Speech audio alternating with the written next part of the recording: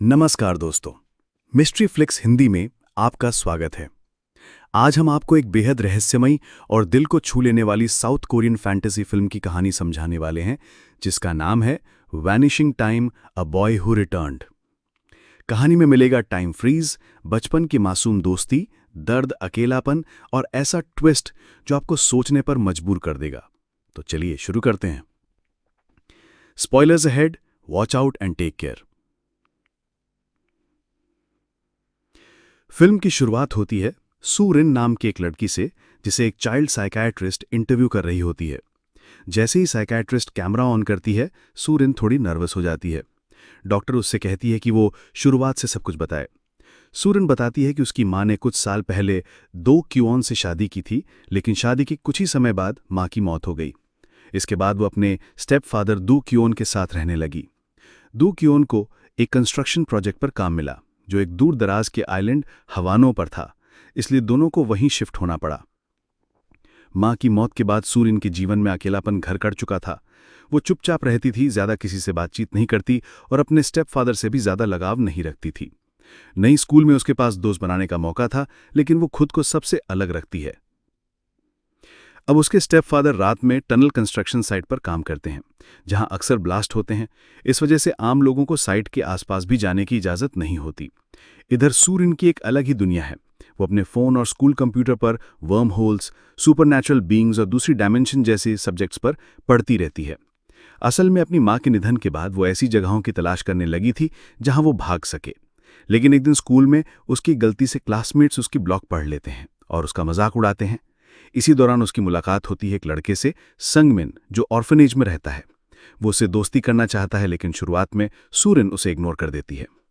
अगले ही दिन लंच के वक्त संगमिन उसके ब्लॉग के बारे में बात करता है और दावा करता है कि उसने भी एक दूसरी डायमेंशन को एक्सपीरियंस किया है। धीरे धीरे उनमें दोस्ती हो जाती है। उनका सुपरनैचुरल में शेयर्ड इंटरेस्ट उन्हें करीब लाता है। सू रिन एक सीक्रेट अल्फाबेट बनाती है, जिससे दोनों डायरी में आपस में कोड्स में बात करते हैं।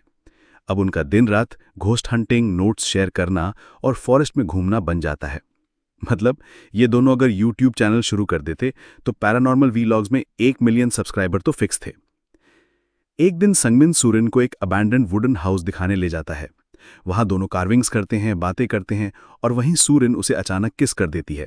संगमिन थोड़ा फ्लस्टर हो जाता है, लेकिन दोनों के बीच बॉन्ड और मजबूत हो जाता है। कुछ दिन बाद संगमिन और उसके 3 दोस्त एक प्लान बनाते हैं। कंस्ट्रक्शन साइट में जाकर ब्लास्ट देखेंगे। सू रिन भी उनके साथ हो जाती है। जंगल के रास्ते से सब अंदर घुसते हैं। एक बच्चा डर के मारे भाग जाता है, बाकी 4 अंदर जाते हैं। वहां उन्हें एक छोटी सी केव मिलती है, जिसके अंदर पानी में ग्लोइंग सब्सटेंस होता है। सू रिन सोचती है कि ये कोई मीटेओराइट है, लेकिन एक लड़का तेशिक बताता है कि ये टाइम गॉब्लिन का एग हो सकता है, उसके दादा की कहानी के अनुसार। संगमिन उस ग्लोइंग चीज को पानी से बाहर निकालता है। बाहर आते ही वो चमकना बंद कर देता है। सू रिन को तभी याद आता है कि उसका हेयरपिन, जो माँ की आखिरी निशानी है, वो केव में गिर गया है।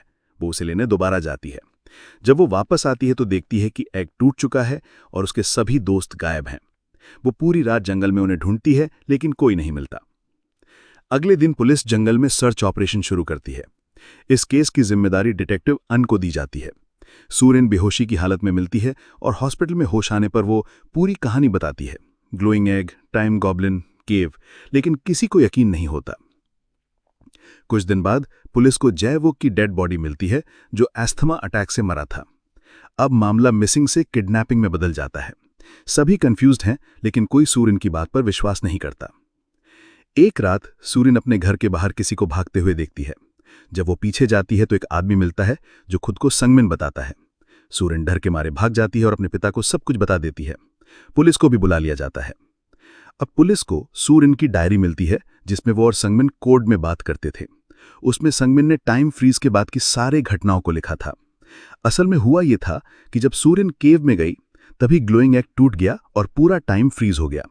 सिर्फ संगमिन और उसके 2 दोस्त ही मूव कर पा रहे थे, बाकी पूरी दुनिया रुक गई थी। शुरुआत में वो मजे करते हैं, हर चीज उनकी मर्जी की, लेकिन जल्दी ही बोर्डम और लोनलीनेस हावी हो जाती है। एस्थमा के कारण जयवोक की डेथ हो जाती है। वो उसे खुद बीच के नीचे दफना देते हैं। 5 साल बीत जाते हैं। अब वो टीनेज में पहुंच जाते हैं, लेकिन दुनिया अभी भी फ्रीज रहती है। फिर एक दिन संगमिन को लगता है कि मून का आकार बदल रहा है, शायद टाइम रिज्यूम होने वाला है। लेकिन उसके पहले ही तेशिक भी डिप्रेशन में आके सुसाइड कर लेता है। संगमिन भी क्लिफ से कूदता है, लेकिन ठीक उसी समय टाइम वापस रिज्यूम हो जाता है। अब संगमिन दुनिया में अकेला रह गया है, 5 साल का इमोशनल बोझ लेकर। वो सूरिन से मिलने आता है। सूरिन पुलिस से झूठ बोलकर उसे बचाती है।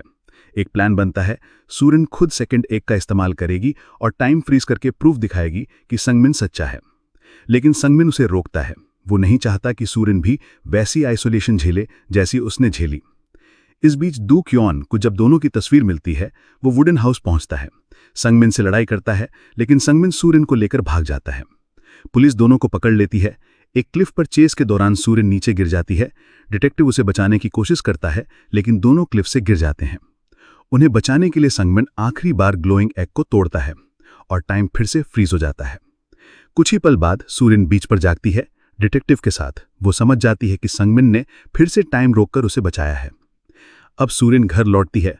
पहली बार अपने स्टेप फादर दू क्योन को डैड कहती है।